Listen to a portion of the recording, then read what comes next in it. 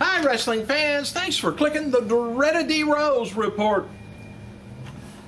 Let's get going on some news, huh? All right, believe it or not, Kurt Angle's going into Hall of Fame.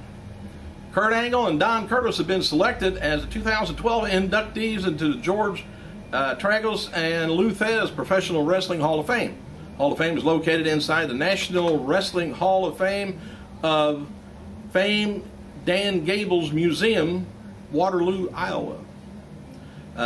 Selection committee includes all living Hall of Fame members, all living Frank Gotch award winners, and selected group of wrestling historians. The selection committee votes for one living and one posthumous inductee. Said can't think of anyone more qualified than Kurt Angle to enter the Hall of Fame. Says famer Gerald Briscoe. He said he won at every level. Don Curtis was a great man and outstanding wrestler and spent his entire life bettering wrestling. Both are great additions.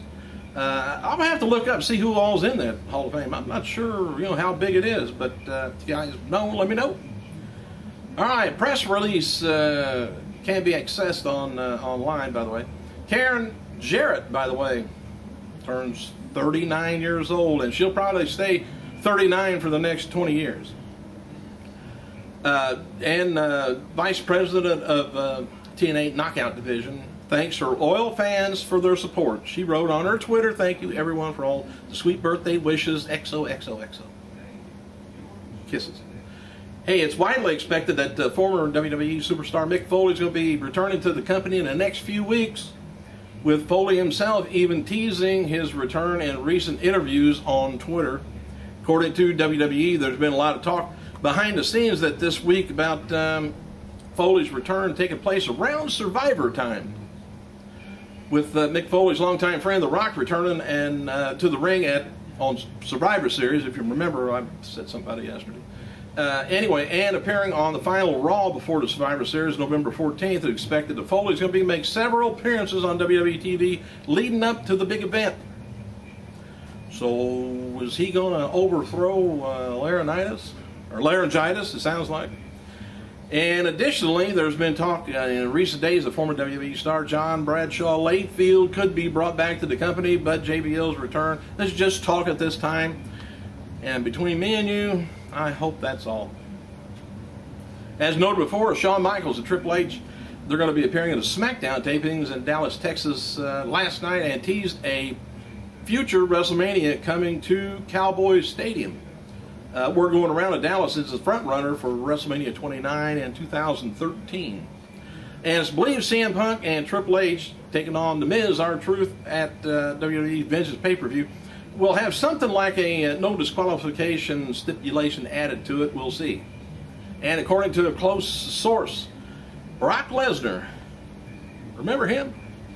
Anyway, the announcement regarding the 2012 video game was supposed to happen back in July of this year, but there were plans to shoot promos with him in July, but he wasn't in the mood. And timing just wasn't right with Lesnar, and considering everything he's been through, dealing with lately, health scares and stuff. A few weeks ago, Lesnar agreed to do the media appearances for the game and to help promote it. That's pretty much where we are right now. Anyway, Lesnar is one of the big mystery roster reveals that the THQ officials have been hyping over the past few months. All right, let's try this again. I had a customer walk in and wanted to do business. Isn't that a shame? Hey, anyway, THQ wanted to use Lesnar in the game once they saw how hot the Lesnar versus Undertaker WrestleMania talk was last year.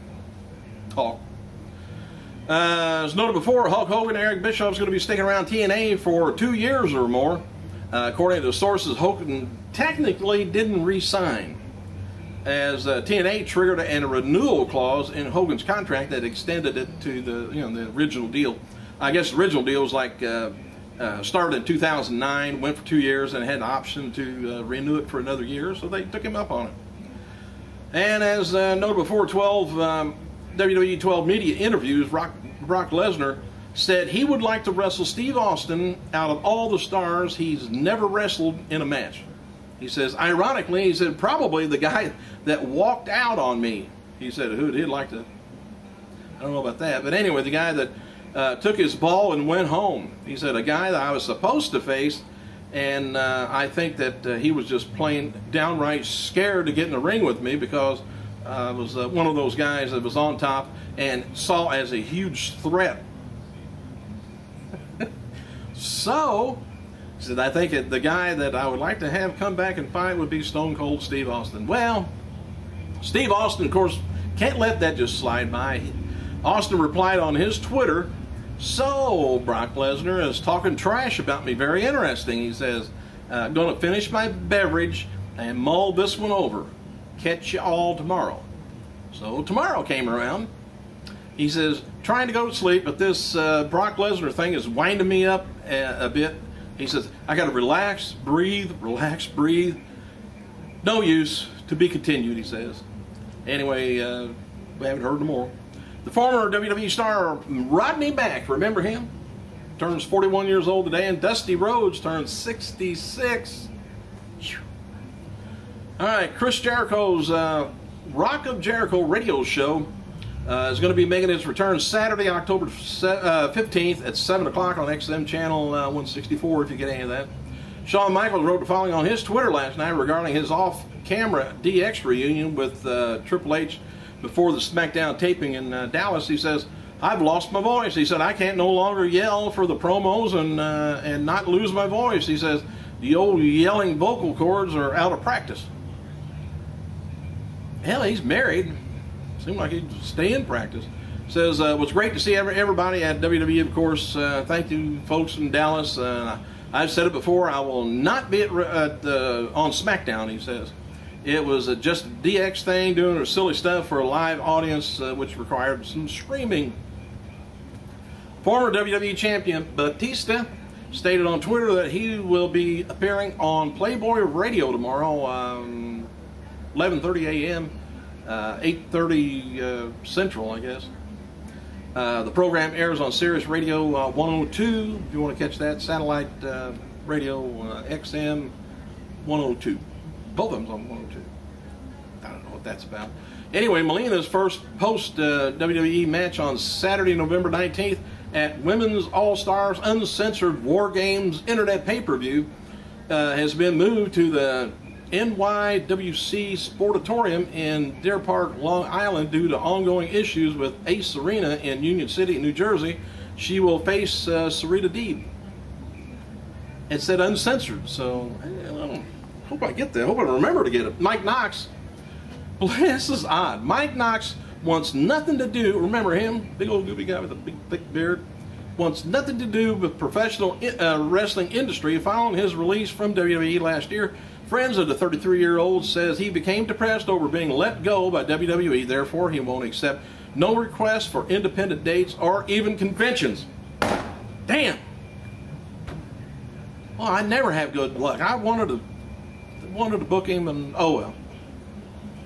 Kevin Nash reportedly finished filming a movie that he's working on towards the end of this week.